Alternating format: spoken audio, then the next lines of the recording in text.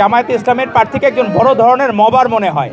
আপনাকে যদি বলা হয় ভাই আপনি আপনার রাজনৈতিক জীবনে কী করছেন একটা সিভি দেখান, আপনার মনে হয় আপনার সিভিটাও হবে গুপ্ত সিভি, আপনাদের কারিকুলাম হবে গুপ্ত কারিকুলাম, কারণ আপনার কোনো জীবনের রাজপথের কোনো ছবি আপনি দেখাইতে পারবেন না।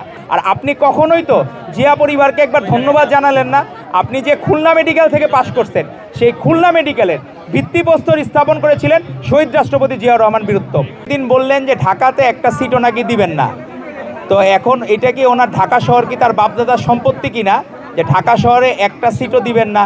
তো আমার মনে হয় তারা যারা এখনকার দিনে আমরা যারা নতুন নতুন মব সৃষ্টি করতেছে, এ ধরনের এই প্রার্থীকে, জামায়াতে ইসলামের প্রার্থীকে একজন বড় ধরনের মবার মনে হয়। এবং উনি নিজে তার বক্তব্যে যেভাবে দাম্ভিকতা প্রকাশ করেন, বিএমডিসি থেকে কিন্তু তাকে শোকজ করা হয়েছিল যে ডিগ্রি রিকগনিশন বাংলাদেশে নাই, উনি সেই ডিগ্রি ব্যবহার করতে পারবেন না।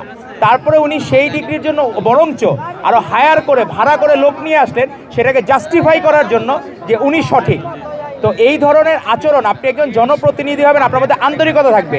আপনার যে ডিগ্রি রিকগনিশন নাই, এমআরসিপি অনেক ওয়ার্ল্ডে রিকগনাইজ ডিগ্রি, কিন্তু বাংলাদেশে এটা ডিপ্লোমা সমমর্যাদা বা অনেক সময় রিকগনিশন দেয় না। সেটা আপনাকে মেনে নিয়ে আপনার চলতে হবে যে আপনি যে দেশে বসবাস করেন সেই দেশের নিয়মের প্রতি আপনাকে আস্থাশীল থাকতে হবে।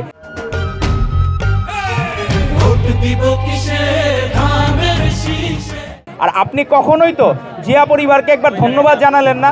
আপনি যে খুলনা মেডিকেল থেকে পাশ করছেন, সেই খুলনা মেডিকেলের ভিত্তিপ্রস্তর স্থাপন করেছিলেন শহীদ রাষ্ট্রপতি জিয়াউর রহমান বীরুত্তম। আর এই মেডিকেলটি উদ্বোধন করেছিলেন বা আপনি যে শিক্ষা জীবন শুরু করেছেন তখনও কিন্তু বেগম খালেদা জিয়া দেশের প্রাইম মিনিস্টার ছিলেন।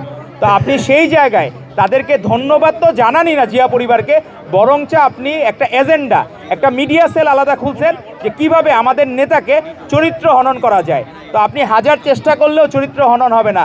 গতকাল চিটাগাং থেকে শুরু করে নারায়ণগঞ্জ পর্যন্ত যে গণজোয়ার নেমেছে, তো আপনার এই গণজোয়ারে আপনার মনে হয় আতে ঘা লাগছে বা আপনি ভয় পেয়ে গেছেন।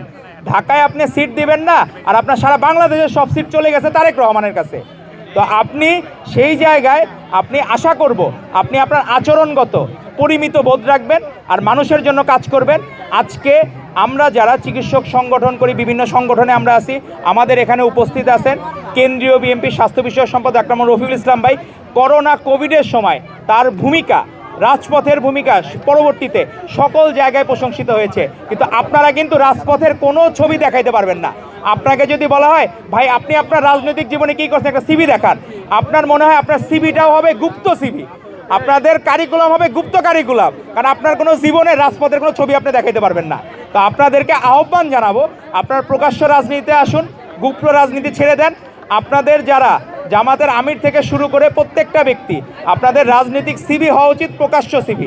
গোপনের রাজনীতি আর বাংলাদেশের মানুষ আপনাদেরকে মেনে নেবে না।